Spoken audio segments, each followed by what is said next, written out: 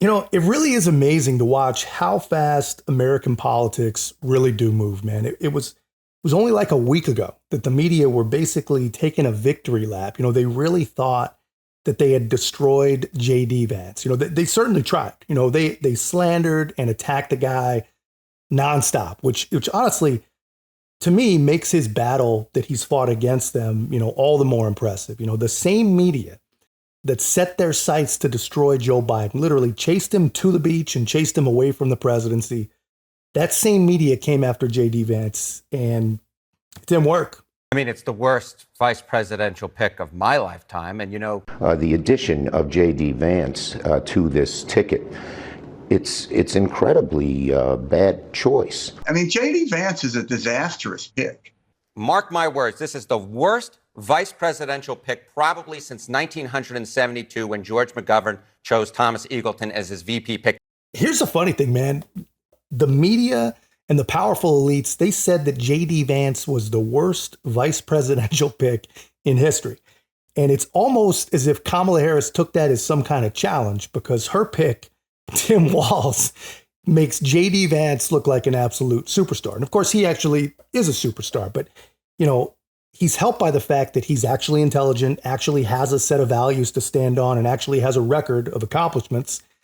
And people see that. The media can call you weird all they want. They can tell people that you're horrible, you're a bad pick. But the problem is, once all that dust settles, if you're not actually horrible, it becomes pretty clear pretty damn fast. Well, John, we have to start with the fact that we have a wide open southern border because our border czar actually set a lot of open border policies.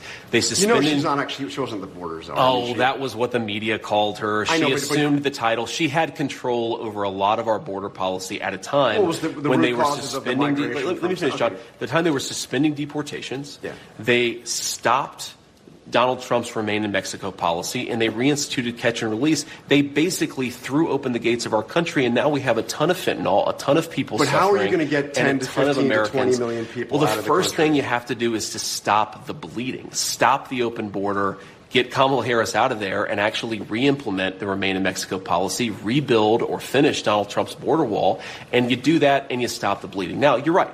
Once you do that, once you stop Kamala Harris's open border policies, you've got to do something with the people who are already here. And I think that you take a sequential approach to it. You are going to have to deport some people. If you're not willing to deport a lot of people, you're not willing to have a border when there are 20 million illegal aliens in our country. 10 to 15 million people, this is like, Well, John, I think it's the wrong attitude to take of it. Okay, if you go knock on doors and ask people for their papers, again, but what do you do? let me finish. I think this is the wrong attitude towards it, right? There's 20 million people here illegally. You start with what's achievable. You do that. And then you go on to what's achievable from there. I think that if you deport a lot of violent criminals, and frankly, if you make it harder to hire illegal labor, which undercuts the wages of American workers, I think you go a lot of the way to solving the illegal immigration problem. But look, President Trump is absolutely right.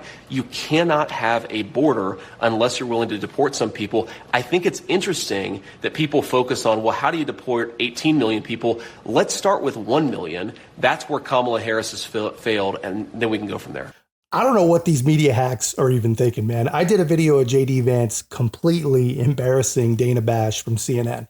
And this interview was held the same day in the same room. JD Vance literally set up a studio and invited propagandists after propagandists after propagandists to just come and take their shot at working their narrative against him in person. And he absolutely crushed it, man. Just think about the juxtaposition here, right? JD Vance is inviting journalists to give it their best shot, while these same journalists are allowing Kamala Harris and her vice presidential candidate to just hide from the American people. And these people are supporting it. They're making it happen. They're the architects of the Kamala Harris hideout, right? And JD Vance figures, if these people won't allow Kamala Harris to expose herself, then he'll just use them to do it for her. And he is absolutely, without a doubt, crushing the ball. I mean, guys, can you imagine what it must be like to be the average, propaganda polluted liberal and you see this? I mean, how confused must you be? I mean, this guy's supposed to be a creepy, dumb MAGA cult member, and he's absolutely torching every single one of these people with nothing but facts, just one by one by one.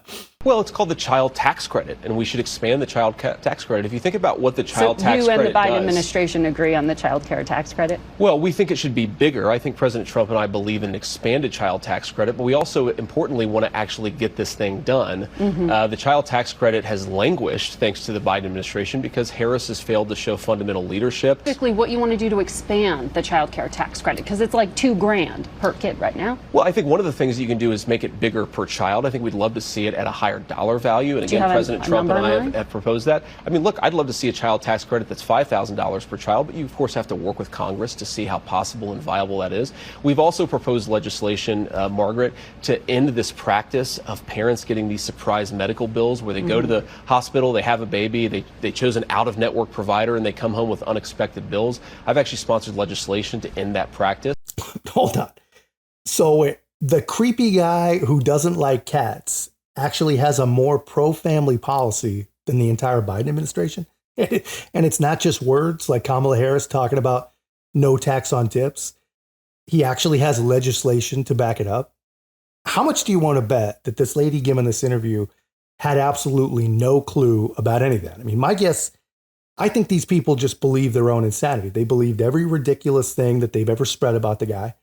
And they didn't even prepare. They had no idea who he really was. They had no idea what he's really done or what he's really capable of, which honestly makes his strategy genius. Just hit them all on the same day, hit them hard, destroy their narratives with their own help, and take it to Kamala Harris while you're at it. Just remember, these people, they're all part of the rewrite. You know, that Kamala Harris was never the border czar, that they never said that, and that she's actually just really strong on the border. You know, Kamala knows what to do to fix it on day one.